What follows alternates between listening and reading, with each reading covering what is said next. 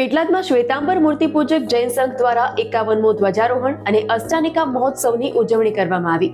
મંગલકારી પ્રસંગે આચાર્ય ભગવાન જગવલ્લભ સુરીશ્વરજી મહારાજના શિષ્ય રત્નમુનિરાજ કલ્પવલ્લભ વિજયજી મહારાજ, આચાર્ય ભગવાન મુક્તિવલ્લભ સુરીશ્વરજી મહારાજના શિષ્ય મુનિરાજ વીરવલ્લભ વિજયજી મહારાજ તથા મુનિરાજ તત્પરસિંહ વલ્લભ વિજયજી મહારાજની નિશ્રા પ્રાપ્ત થઈ હતી.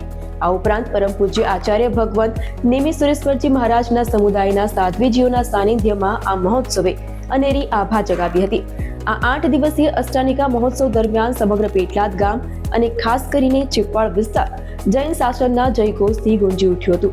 મહોત્સવ દરમિયાન વિવિધ ધાર્મિક અનુષ્ઠાનો જેવા કે સિદ્ધચક્ર પૂજન, ભવ્ય 18 અભિષેક અને મણિભદ્રવીરનું વિશેષ અનુષ્ઠાન કરવામાં આવ્યું હતું. આ મહોત્સવનું વિશેષ આકર્ષણ મુમુક્ષુ હેલીબેનના વરસીદાનનો ભવ્ય વરઘોડો રહ્યો હતો, જેમના સંયમ માર્ગ પ્રત્યેના અનુરાગને જોઈ આખું નગર ભાવ વિભોર બન્યું હતું. વરસીદાનના વરઘોડામાં જૈન સમાજની પરંપરા અને વૈભવના દર્શન થયા હતા. મહોત્સવના અંતિમ ચરણમાં શ્રી મનમોહન પાર્શ્વનાથ ભગવાનની 51મી ધજાની શોભાયાત્રા કાઢવામાં આવી હતી, જેમાં દેશ વિદેશથી પધારેલા વતનીઓ અને સ્થાનિક સંઘના સભ્યો ઉમંગભેર જોડાયા હતા.